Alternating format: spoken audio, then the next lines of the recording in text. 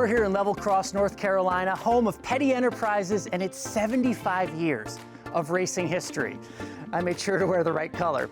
We're here because the group Historic Sports Car Racing started a NASCAR Classics division, which puts old, authentic stock cars back on the racetrack. And who better to be involved in something like that than Petty's Garage? But the work restoring old race cars, it goes way beyond that. It's about the story, the heart, and the emotion of it all for the Petty family. We've got Kyle Petty with us, who drove the race car behind him. What do you think about that? They went and found your race car. Yeah, that's a cool race car. And the paint scheme on that race car is really cool too. But it's a special car. And then to put that paint on it makes it even more special. So you ever surprised they still have these cars? They're still sticking around? Like, where do you find these? In a barn somewhere? No, you find most of mine in a junkyard because that's the way I drove. Okay, so there's not many of them left. So that's a rare bird right there when you start looking at it. We were fortunate that as we raced, we had enough storage here that you'd sell some to some ARCA teams or sell some to other teams. And then what you had left over, you just push back in the shed. We still got Hemi parts here. We still got parts from the early 60s here. So at Petty Enterprises, it's where old race cars go to rest and rehab, I guess is what it is. So we got a lot of stuff like that around. Still Pontiacs, still some Chevys from Adam and some of that stuff. So when something comes along, there is some stuff out there and it's documented. Pretty much everybody knows what it is. And they're the guys that run at the back of the pack like I did, but that's a whole nother story. To that point, though, give me an idea of where we are in the history of this building, because it's still going today. Yeah. But you grew up here, and it was here before you were. So this is the new part of the shop. You know, every shop has every building has 1,000,000 doors. We call it the house of 1,000 doors because you just keep going from one room to the next. The shop started at the top of the hill. And my grandfather built a small place, the Reaper Shed, and then he added on to one side to the next side. And then the wall behind us, the big cinder block wall, is the original wall for the engine room. That's where my Uncle Morris built all the Hemis, all the Ford engines, everything that come out of here, all the race-winning engines came out of there. When we started with 2 or 3 teams, we built this piece onto the shop. And then that became the fab shop over there. So this is the newest part of the shop. This has now become Petty's Garage. Race cars used to be the coolest thing to come out of here, and now there's other stuff. Yeah, let's talk about that. What's behind us, the paint scheme, the story behind it. To know that someone came to Petty's Garage and wanted one of the Petty race cars and specifically wanted Adam's paint scheme on that car, what does that mean to you? That's cool. That is, so that's the special piece because it's the connection of my grandfather and my father starting Petty Enterprises, which turned in later morphed into Petty's Garage. It's the 3rd generation of me coming along and actually driving that car. It's the 4th generation of Adam coming along and having that spree paint scheme on that car, which is just so colorful. It's so funny. You look back and you go back to 98 and 99. That's how old this paint scheme is, 25 years old. But it still looks relevant and it still looks cool when you put it on a car. I think we've been fortunate in our lifetime of driving race cars that whether it's the Mellow Yellow scheme, whether it's the Spree scheme, whether it's the STP scheme, people, they jump out. The Petty paint schemes kind of jump out. But it is humbling, and I will say that, to know that that car really, where it's being prepared, by the people it's being prepared, by the paint scheme, by the car itself, that it really does carry 4 generations. Adam's legacy persists. Why do you think that is? So my grandfather started racing in '49.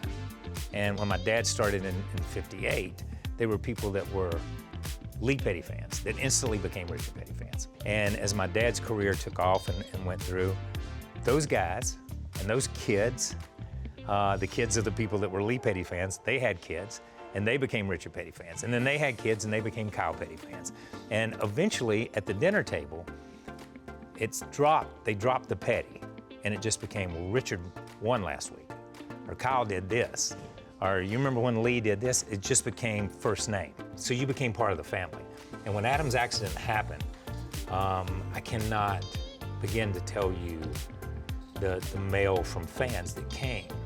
And I would read it, and I read every card, and I would read the sympathy cards and read the letters, and it was like they had lost a family member. Because they had grown up with our family. Our family may not have grown up with them, but they grew up with our family. I never met Adam. Yeah. What should I know about him? He was a kid, just a punk kid, really. I tell people that all the time. He was just a kid. He was 19 years old. very blessed to be able to do something that he loved to do, which was drive a race car.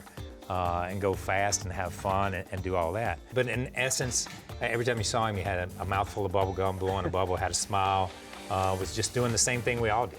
And it was fun for me because I had been in racing my whole life and then got to go and drive. And then you just get jaded. Listen, you're in this business. You get, it's Daytona again, and everybody over there is like, Daytona, and you're like, oh, I gotta go to Daytona, man. Same schedule every year. Same stuff, you know what I mean? So you just get jaded to it. And then all of a sudden I'm going with Adam and you're going with an 18, 19-year-old and it's like you're seeing it for the first time. He's like pumped up, man. There's people in the grandstands. Yeah, there's 6 of them sitting there. Yeah, that's all right. There's more than I've ever, So it's that kind of thing. But I think that's the only thing. Where did his passion, I think about that, he's just a kid, 18, 19, his passion for helping others and the idea of the camp, not many 19-year-olds have that want to look after others. Yeah. Where did that come from? No idea. I'd like to take credit for it, but I'm not going to. So I think, part of it was that's the way we were raised, the way my sisters and I were raised. There's a ballpark up here. And my dad, and they always paid for the scoreboard, bought new uniforms for the teams every year, sponsored the thing. That just came out of here. We had a shop here, farmers all around here. Farmer's tractor would break or the plow broke and it needed welded up. You welded in here, you rolled the race car out, you welded up their plow, sent them back to work, and you rolled the race car because you were the welding shop of the community, and that's the way it was, so you helped other people. I think we grew up that way. He saw that. He heard our stories, he knew it, and then when he went to drive for Spree and for Sprint, they had a program where they connected children's hospitals. And he was 17 years old at that time. And they connected children's hospitals all across the country. So if you were at Duke, you could talk to a kid in LA who was going through the exact same thing you were. And then we went to Boggy Creek. We went to the camp in Florida, one of Paul's camps. And when he came back, he was on fire for that then. And then racing gets in the way, and you kind of put that on the back burner. But look what he did with racing to make it happen. And it's so funny. We laugh about it, my dad and I, and we've talked about it a million times. It's funny how the world works, how God works, how things work. A million years ago, he let my granddad race and my dad race, and then I came along, and then people began to know who we were. And then Adam's accident happens, and it looks like in the big picture of the world, our whole careers were built and done just so that one moment we could go do something for somebody else. You could take that platform of who you were and what the sport was, and you could take that platform and build a camp to help other people. It's funny because all the trophies didn't look as big then. All the victories didn't look as big then. All the success didn't look as big as it did when you went to camp and you saw 120 kids leave on a Friday afternoon with a smile on their face. That just seemed a lot bigger. Grief is a journey. Yeah. Does this make you happy? Does this make you sad when you see his scheme on your car? Does not make me sad in any way. Makes you remember things. It makes you look at it and think sometimes, and you can't let yourself ever do this, but it does. This is the bad part about it, is it triggers that what could have been thing. So I do think it does that, but it's fascinating and it's humbling again, and I use that word a lot, but it's humbling again to think that after 25 years, somebody still wants to do this. Somebody still wants to, but they do it, and they do it for Adam, but they do it for all those kids too. And that's the connection. And that, as long as he's that portal and that door and that gateway to bring people to camp, then yeah, that's good. Your car, Adam's paint scheme, a legacy for the kids. Yeah. What gets better than that? Nothing's better than that, man. That's what it's all about. For those that don't know, tell everyone your name. I'm kidding. All right, you ready? Here we go.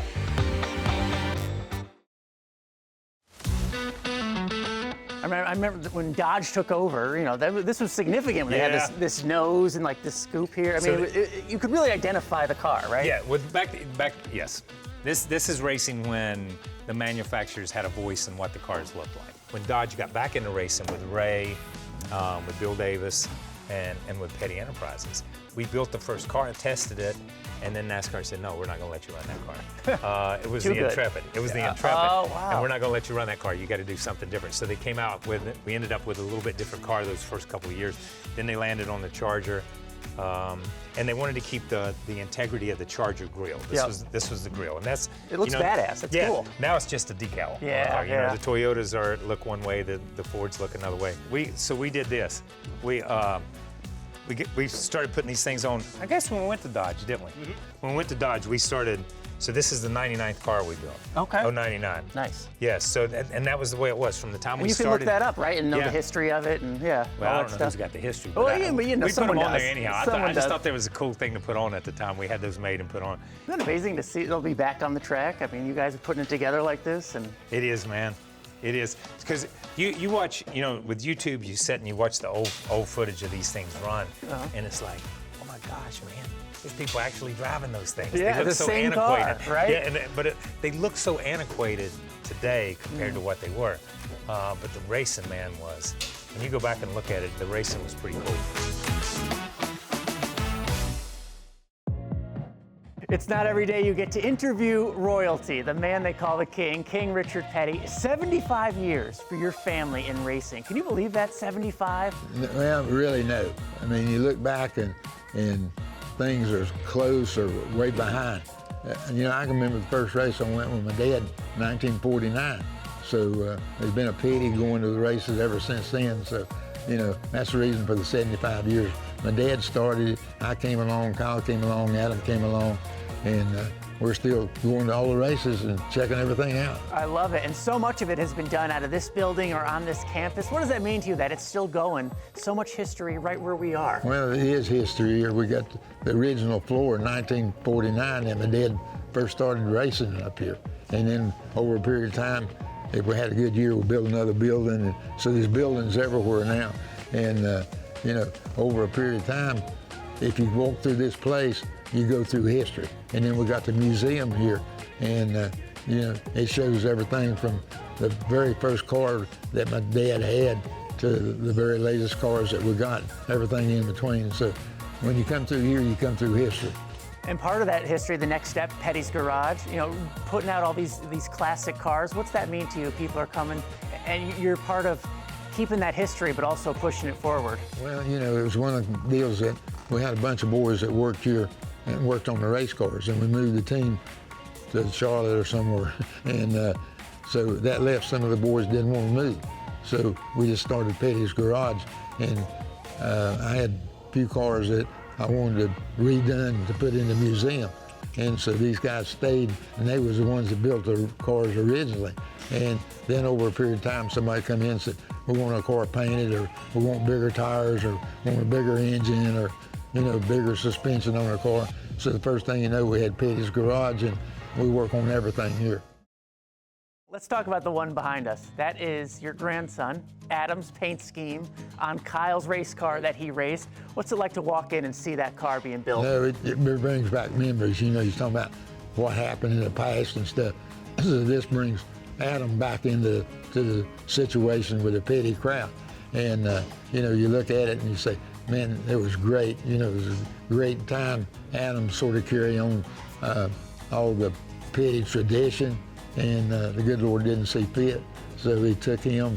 But then once we lost him, then we were able to do something that Adam always wanted done, which was have a camp for kids. And so that's the reason we come up with Victory Junction. And you know, that's been going on for 20 years. And it's all because of Adam. And in fact, we got a big building over at the camp that looks just like this car. So many people think Petty, they think of victories in racing. A lot of them are also going to think about the camp and that legacy. What does that part mean to you? Well, the big deal is the racing will go away over a period of time. What we did, what the Petty's done in racing, but the camp's going to be there forever. And so I think from the Petty standpoint, it's not what the Petty's done in a racing deal. It's more that they've contributed something back to the community, back to people that didn't have the breaks that the Petty's had. And so hopefully that's going to be our memory. For those that don't understand, explain the camp and how this is a camp for kids that don't get that experience or maybe wouldn't get that normal traditional camp experience. Exactly. You're making that happen for them. That's right. How does it work? That's right. So we're a camp, we're a year-round camp, first of all. We serve 6 to 16 years of age, and we're a camp for kids with serious medical conditions or chronic illnesses. And exactly, you said it perfectly. This is a camp for kids that can't go and have a traditional experience somewhere else, like a church camp or a YMCA camp or something of that nature. And so we have the medical staff on site to be able to see the sickest of the sick and to see them safely. And so, and we'll have folks who will contact us and say, hey, we've got a child who wants to come to camp for one day. And our job is to make sure that that's possible. And so whatever barriers there are in a child's life to come to camp, we want to remove all those barriers and give them that experience. And in that, we're trying to give them fun, adventure, and hope. And that's what all kids get when they go to camp, and most of all, make friends. And so for us, it's about providing that experience, which will be life-changing for them because they don't have that other places that they go. For me to see that transformation that happens in those kids, where they advance in their self-care, or where they see the possibilities, they have hope for the future. You know, I had another story where a young lady came to camp and she didn't think that she got a diagnosis as a 7, 8-year-old, and her mom told me that she figured that she would never be able to get married because of her diagnosis. Well, she comes to camp and she realizes that she can do anything that any other 8-year-old can do, as well as get married, right? You guys almost got me. So that's what camp's about. It's taking these kids who think they're alone and isolated in the world and showing them that there's other kids just like them. Seeing Dad walk through here, remembering when Adam used to walk through here and work with the guys, and just hearing them talk about race cars was just, it never was lost on me. Right Cool. there. That's awesome. Some good colors. Yep. They'll see us coming. They definitely, they are marquee colors. That was the same as his Spree car that they won Charlotte with over there, his first ARCA race over there, Spree, Charlotte. I like the retro look. So, yep, brought it back with a 45. Historic sports car racing has been around for a long time, and NASCAR, you know, purchased that a couple years ago, and they run all the vintage racing cars. It could be open wheel, closed cockpit cars, and there's a section of it that's vintage stock cars. So NASCAR's interest has grown with that over the past few years. It's a lot of these cars with these cool paint jobs on them have been around, and they took them to some different racetracks, and it sparked some excitement with the fans, right? Because they can get up close to them, they can come look in them. They saw them race, you know, 20 years ago, so HSR has brought that on and actually branded it as a NASCAR Classics. So we're participating in that in this year. We went as far back, as far down as we could.